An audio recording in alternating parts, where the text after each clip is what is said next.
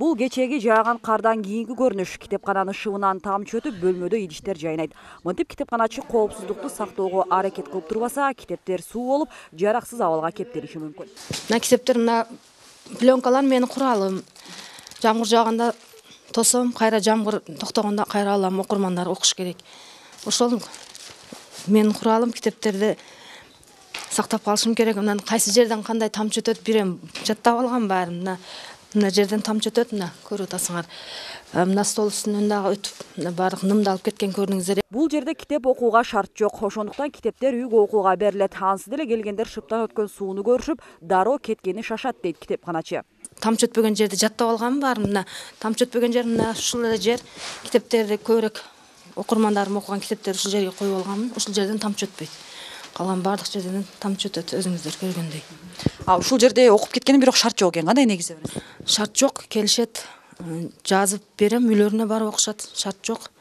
Октябрь китепканасы 1968 жылы негизделип, имараттын эскилиги жетти. 6 жылдан бери чатырынан суу өтүп, китепканачынын айласын кетирген. Атүгүл китептер четинен көгөрүп, жараксыз абалга кептелүүдө.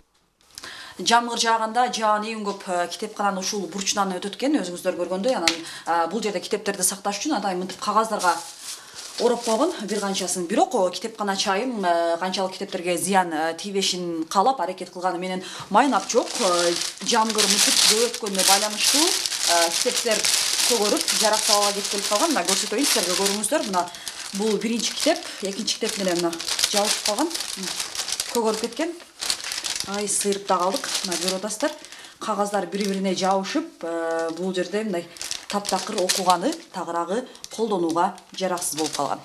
Өткөн жылы айыл өкмөтүнүн бюджетине 700 000 сом бөлүнгөн, бирок имарат элдин атында катталганы үчүн акча ремонттоого сарпталган эмес. Эми айыл башчы жарандар менен сүйлөшүп, имаратты айыл өкмөтүнүн балансына өткөрүп беришмей болууда. Ошо баягы культурный центр кылып бу жерди өткөрөбүз. Кудай кааласа ошо эмес бар. Убактынча эми уже эртеңден баштап ана мектепке бу библиотеканы жылдырып, ошол жерде иш жүргүзүп турат, ремонтторубуз бүткүчө. Ошондой деп келиштик азыр. Бүгүнкү күндө бирок мына бүгүнкү акыбал өтө өкүнүчтүү акыбал болуп турат чындыгына кызым. Айлык кеңештин депутаттары дагы кийинки жылдын бюджетине бул объектти оңдоп берүүнү пландашкан. Алдын ала эсептөөлөр боюнча 3 миллион сомдун тегерегинде акча кетет. Ага чейин китепкананы мектепке көчүрүп турушат. Нуржамал Баргыбаева, Аза Музриков, Ынтымак.